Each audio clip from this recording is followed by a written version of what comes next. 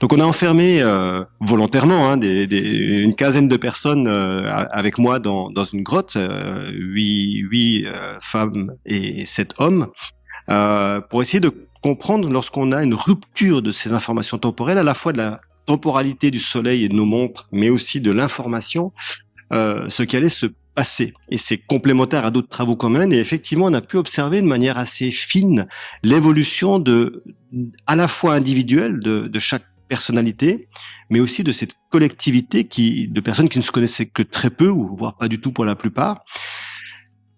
Et oui, on a pu réaliser cette courbe qui montre bien ce besoin de comprendre une nouvelle situation, donc d'avoir une énorme activité cérébrale et structurelle dans la vie sociale, et qui à un moment donné fatigue le cerveau, fatigue le système social, qui a besoin comme de prendre du recul. Alors nous on a appelé ça la phase d'intérêt, puis la phase d'apathie. Alors apathie qui veut pas dire je ne fais rien, mais en tout cas qui est un enfermement sur soi, qui a besoin d'arrêter d'être en contact avec l'extérieur et l'autre pour finalement se recentrer sur son soi et sa propre compréhension de l'évolution de ce qu'on est en train de vivre.